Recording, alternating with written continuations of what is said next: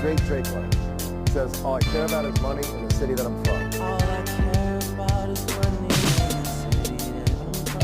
You're the first CEO to quote Drake in an interview. That was pretty Ever. cool. To say that Kevin Plank is proud of his city is quite the understatement. We are the best daggone city, not just here in America, but all over the darn planet. So welcome to Baltimore, ladies and gentlemen.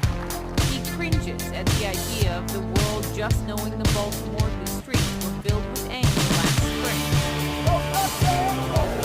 I know that when I was watching people talking about Baltimore learning across the city, I'm sitting there in my waterfront Inner Harbor office and looking out and saying, I don't see anything.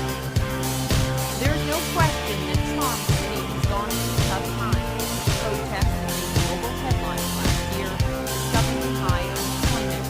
But there's another Baltimore Kevin Plank wants you to see, and he's determined to build a significant part of it.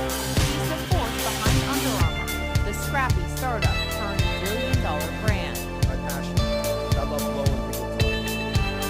I love people saying, wow, never thought that was possible. Never thought that could happen. I love to shatter that belief that unfortunately anyone can believe that the American dream again. I'm more than happy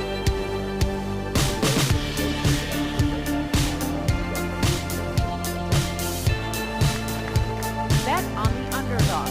That's been Kevin Plank's strategy from the start, and it's paid off. A former walk-on college football player, Plank bootstrapped to start Under Armour. He ran on his basement, created a prototype of sweatshirts and t-shirts, Vince after defeated. Nearly went broke in the process. He gambled in the city to keep the company afloat. There's only one way to do it. And thank goodness that I pulled my car. And as I drove back, I realized that I was broke. I looked at my like broke is like, I don't have any money left. So I'm still pay my rent and everything. Like, not no change. Like that kind of thing. Like the quote by Tyson. He says, everyone has a plan until they get hired. When did we get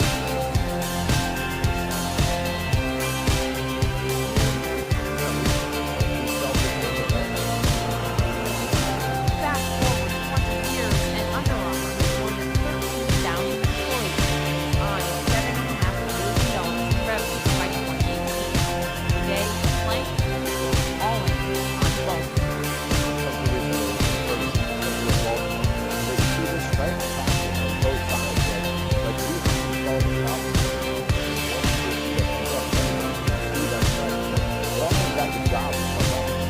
He's aiming to redevelop this area called Covington, some 260 acres of empty industrial land. It would house Under Armour headquarters along with residential and retail developments on the waterfront. What's your vision? Route 95. 225,000 cars a day driving through the city of Baltimore. I want them to see, I want them to drive through, and I want them to say, wow, there's something great happening in this city. We spoke with Plank on opening day of the Under Armour Lighthouse, Please come on in. Welcome to the Lighthouse. a mammoth 35,000 square foot workshop where the company tests high-tech manufacturing and robotics. It's part of Plank's larger aim to trim overseas production and add more efficiency to the process, ideally meaning more jobs here at home. In the next, 3 or 4 years, we're going to effectively double the size of our company.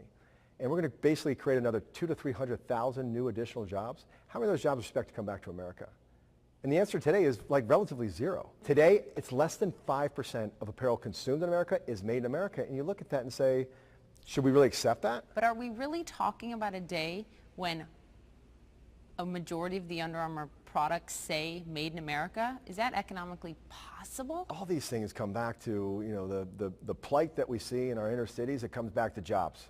And I think it's a real crime that we don't have enough of it and there's no plan. And so we're looking and saying, if we can, through all of our manufacturing, we're doing, again, the majority of which, 95% of our manufacturing is outside the United States as well. But if we can create a facility here where we can truly understand it, we can have our own engineers, our own designers, our own innovators here in Baltimore that are working, our product line managers that are working and saying, there may be a best practice for this. There may be a better way for us to engineer or a better way for us to do this. And then we can bring that to some of our manufacturing overseas. How many net new jobs, full-time jobs, do you expect to come here? Thousands to tens of thousands. So if it works, now again, this is a long putt. Do you have an opinion as to whether a Clinton or Trump presidency would be better for bringing those jobs back to this country? Zero. Zero. I think everybody wants jobs. The thing that bothers me about politics is I hate seeing corporations being painted as this awful, evil thing that just wants to exploit the worker and take from them. I think that the idea of painting sort of corporate America as this bad, evil place, I think is it's so misplaced, it's so awful, is that people want to do the right thing. And I believe that. Plank not only bet big on Baltimore, he bet big on NBA star Steph Curry. Day in, day out. That has paid off many times over. In fact, this year Under Armour has 4 MVP athletes on its list of endorsers. What do you look for in the athletes that you sign on to endorse Under Armour? What's the consistent trend? First and foremost, we look for athletes that are better people than they are athletes. True story. Baltimore Orioles legend and Hall of Famer Cal Ripken Jr. is designing the sports fields for the project. He sees this company and this city as intertwined. It's hard to look at Kevin and think he was an underdog. I mean, his energy, his enthusiasm, his vision, the way he looks at something and blows up the scale of it immediately, what he's doing in the development for the campus down there in Port Covington, I think it's the best thing in the world to happen to Baltimore. But the proposal for Under Armour's enormous Port Covington development comes with some controversy. Sagamore Development, Plank's private entity, is asking the city of Baltimore for a $535 million investment in the infrastructure to make the development possible. There's been a lot of talk about the $535 million investment that Under Armour is asking the city to make. For people from the outside that might look at it and say, that's a lot of money for a company to ask a city, especially a city in Baltimore's financial state, to invest in the project overall. What do you say to that? So first of all, Under Armour's not asking for a cent.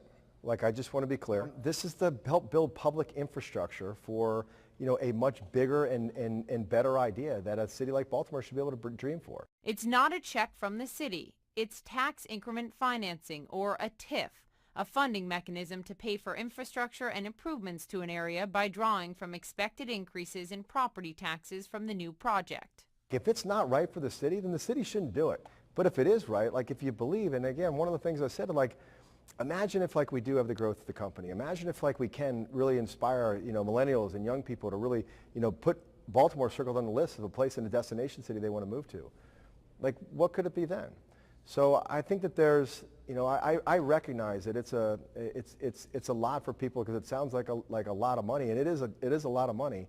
But it's something that money doesn't get funded unless the companies actually move here and start paying and creating that tax base. The city council is weighing the proposal right now.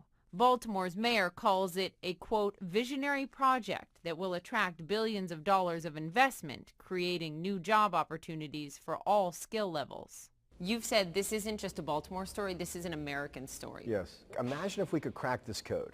Like, imagine if we could actually crack and figure the formula out. The best way that I can think for Under Armour to be able to do that, keep growing and have more jobs, hire more people.